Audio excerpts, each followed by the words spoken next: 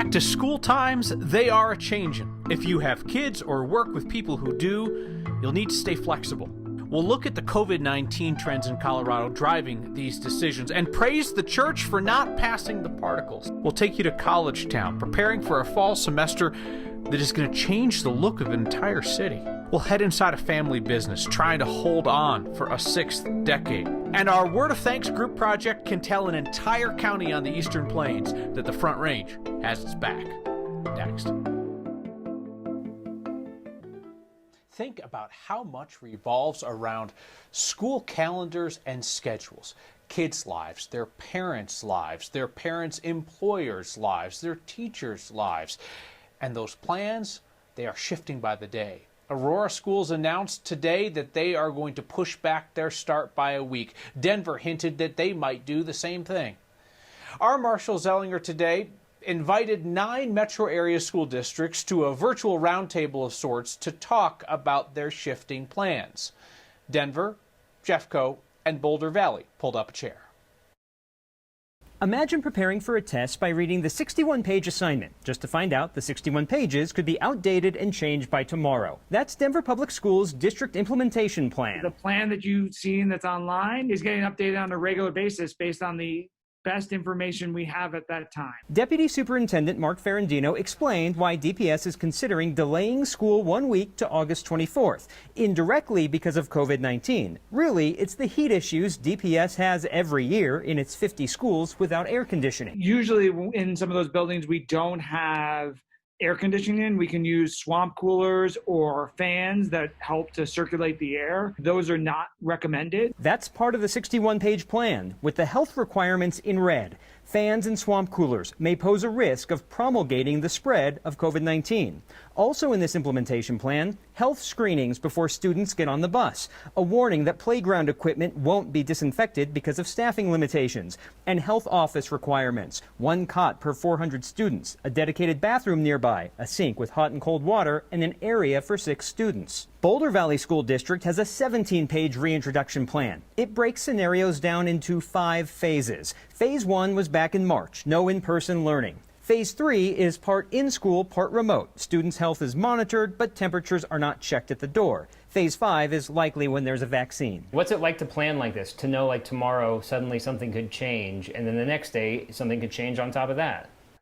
I would say that that's actually been every day since March 1st, very honestly. We're trying to make sure that students have an experience that is pleasant and school-like, at the same time making sure that everybody is very safe and follows the protocols that are outlined for us. Jeffco Schools is also preparing for in-person learning, but mindful of teachers and students who don't plan on coming back yet. We're trying to match up the teachers and staff who request a remote assignment with the students that request a remote assignment, and then do the same thing for the in-person staff and the in-person students. So we're modeling our practices after places that have been successful in reopening.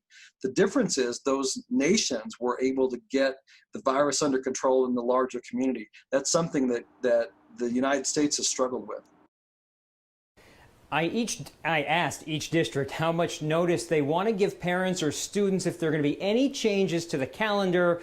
I kind of got shrugs from all of them. They want to give as much as possible, but I got the impression if something happens the day before, parents and students are going to find out the day before. No district plans COVID testing for students. Aurora, as we heard yesterday, will do that twice a month for staff. Denver wants to be able to say the same. They don't yet. Other districts are also working on possibility of testing for staff. And Marshall, as Dr. Glass there from Jeffco pointed out to you, we still have the situation where we do not have control of this virus. I mean, there's an entire segment of society that's just like, yeehaw, past the Rona. So even once you get kids back in class, they could get that phone call or that email saying, not tomorrow. We've activated Schedule 5, Section 2. And that's where the testing will come into play, because it's going to be up to the parents to get the students tested if one of their children have the symptoms. But until they get that positive test, these quarantine scenarios don't come into play until the school finds out, yes, we have a positive test, not just the symptoms, but a positive. Yeah, you can see a situation where kids are back and forth, in and out of class, in and out of class this fall. Marshall, thank you. Let's talk about testing. Statewide, Colorado processed more than 8,600 tests in the last day. We've gone over that mark 5 times in the last week. That's significant because you'll recall the state said back in May, the governor said he'd like the state to be averaging 8,500 tests a day. Here we are mid-July. We're finally doing it, but we're doing it. Positivity rate continues to stay below the 5% mark. That's real encouraging. The climbing hospitalization rate in Colorado has stabilized, at least for a day. 247 COVID patients are in the hospital right now. We had 252 yesterday. We keep trying to average out these trends over several days to figure out what's going on, but more than the usual number went home in the last day, 36 patients total. Relatively high testing levels are gonna churn out more confirmed cases, and we know that a lot of those cases are not going to be severe. That's why we focus on hospitalizations first. But there are your case numbers. 469 new cases in Colorado confirmed today. 7-day average in our state is now up to 434 a day. The advice is not new. Public health experts say masks, distance, hand washing, those are your best bets. So you love to see what they did at the heart of Steamboat United Methodist Church over the weekend. It is a Sunday service in the street. Families and lawn chairs with plenty of distance between them. That's how you do it. Slice of pizza is what? Couple bucks? Put that pizza shop across from a university, and suddenly that is a lot of slices, and that is a lot of bucks. But not these days. Our Mark Salinger takes us up to Fort Collins, a college town without the same student scene and lots of uncertainty due to COVID-19. It's quiet. Too quiet. It's very much a college town, so you take that out of the equation and it's insanely different. Fort Collins just isn't the same without the thousands of college students around town. Sure, it's summer right now, but it's been 4 months since CSU held classes on campus. It's not been easy. 4 months since Peter Harvey served up dozens of pizzas a day to a never-ending line of hungry students. It's super eerie. Our lobby isn't full with people anymore having fun. Fort Collins has grown into a city far beyond the boundaries of the CSU campus. But at its heart, it's still a college town. It's estimated students at the 4 universities and colleges in northern Colorado spend almost $150 million a year in Larimer and Weld counties. So when you consider all the students, all the staff, I mean, it's huge. While cities across Colorado begin their journey on the sometimes precarious road to recovery, businesses that rely on college students in college towns are finding that road to be quite bumpy. Vincent Booker makes a living selling custom t-shirts and hats out of his shop's BT Imprintables. Most of his business revolves around the now empty campus just across the street. It's amazing, how big CSU is on the economy around here. One pizza at a time, the town awaits the return of the hungry college student. All we want to do is get back to normal, get back to that regular feeling, and there's nothing more regular than pizza. And right now the plan is to have students return to campus there in Fort Collins towards the end of August. From there, they'll finish up the rest of the semester online. Kyle, as you know, these plans can change very quickly. Mark, we've seen businesses take different approaches. Some of them try to adapt and succeed in the moment. Others are just kind of holding their funds and holding their breath, hoping the business comes back in time. What did you find in Fort Collins? Yeah, that t-shirts shop, he told me that this fall is basically do or die for them. Over at the pizza restaurant, they're adapting. They're now selling to-go pizzas and frozen pizzas that people can stock up on and take home. All right. Thank you, Mark, reporting from the beautiful Chateau du Salinger. So many of you told us that you really connected with that story of the Vietnam vet here last week who was flying his flag upside down in a symbol of protest and distress over the state of America when he had that flag stolen. So many of you reached out to us about that story. I figured that you would want to know that North Glen police have made an arrest in that case.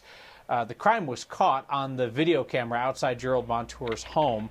The surveillance video showed a guy grabbing the American flag along with Gerald's Lakota Nation and Dene Nation flags.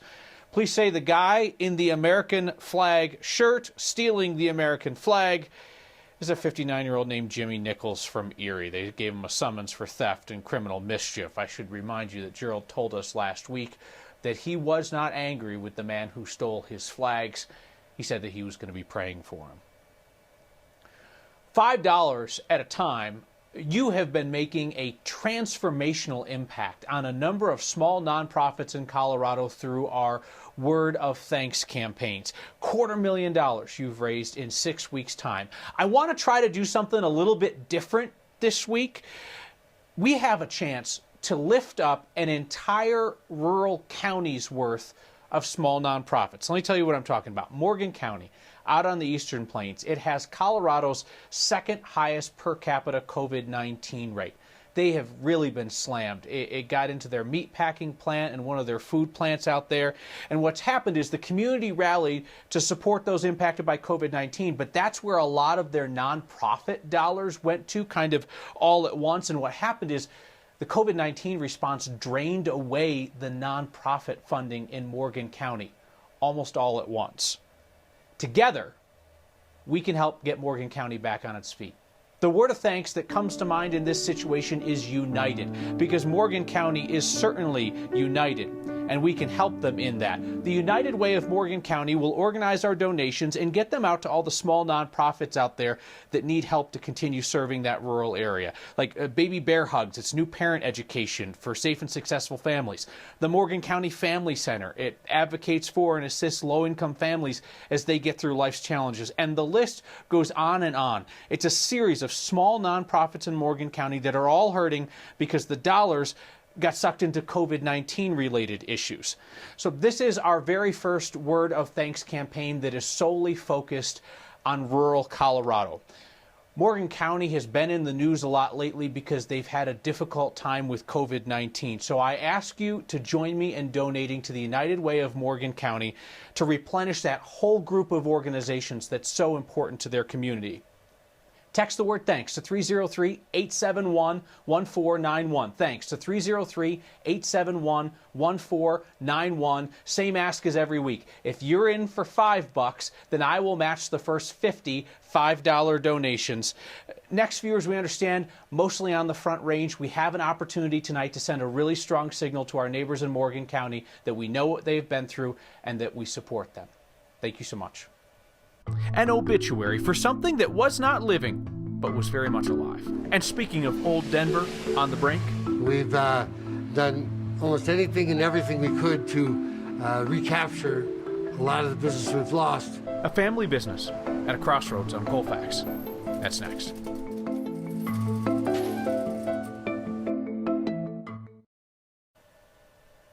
Hey, we missed putting up the number for our Word of Thanks campaign, so wanted to give it to you one more time there. We'll send you the link if you text the word thanks to 303-871-1491, 303-871-1491.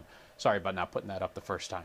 Hey, may I make a recommendation? Want to point you towards something interesting that didn't come from us. So houses typically do not get obituaries like the people who live inside them, but the house at 1720 Julian Street has had a long life and then a sad end when it was demolished in June. Somebody who works for the Denver Public Library decided to write an obituary for a house and the century of people who lived there. There was a fireman, a carpenter, a stenographer, a city inspector. It's the kind of history that makes for interesting reading about our everyday lives, but not the kind of history that can save a house from demolition. We have that obituary from a librarian at the Denver Public Library linked on the next Facebook page.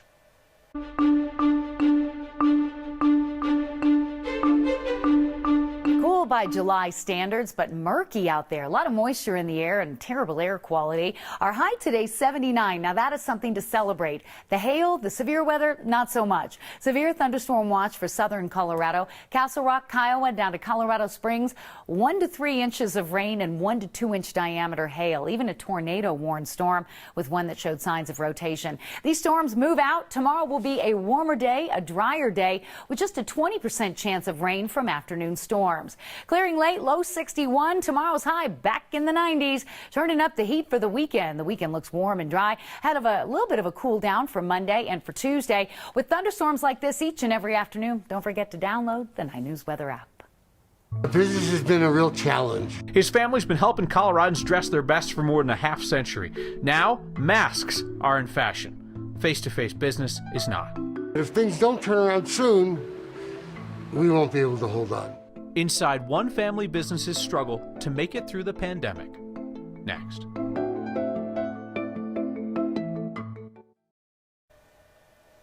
The economic impact of COVID-19 in our state is erasing entire businesses. You've got startups that never really had the chance to compete, and then you've got longtime family-owned businesses that aren't able to continue to replicate the business that kept them around for so long.